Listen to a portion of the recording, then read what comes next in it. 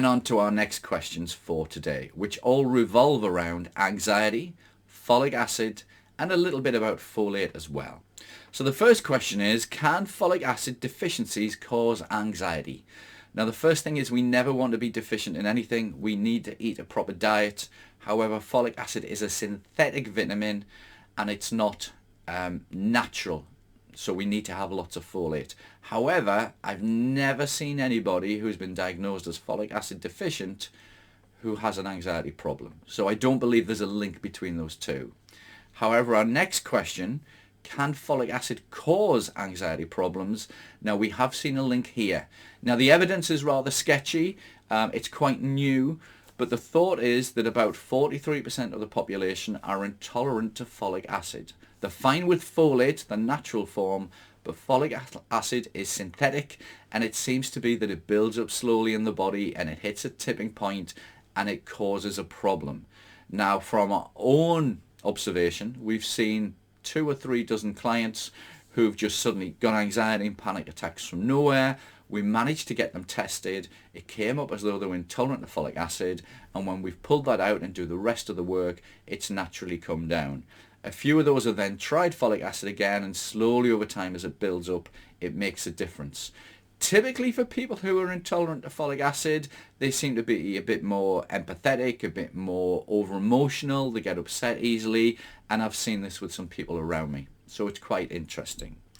What is the difference between folic acid and folate? So folate is the natural form. Lots of green leafy veg and beans work really nicely. But folic acid is a synthetic version and doesn't seem to suit everybody really well.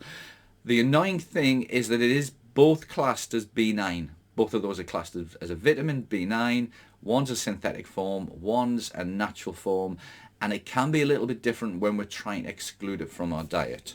So this leads on to, where do I find folate? As I've mentioned, green leafy veg, beans, make sure you're eating lots of those. That's really nice.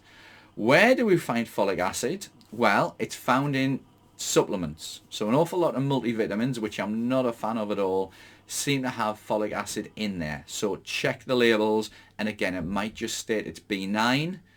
It might not state that it's folic acid. It's in cheap cereals, fortified foods. So again, these are aimed at people who eat an unhealthy diet. So cheap cereals are usually fortified with folic acid and loads of other things. It can be found in margarines, it can be found in gravies, it can be found in some sort of drinks. Be careful. So if you're trying to exclude it, start reading the labels and pull it out. Now, here's something that's really interesting.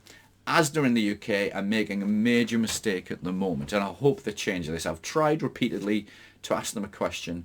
An awful lot of their veg is labelled on the plastic package, contains folic acid.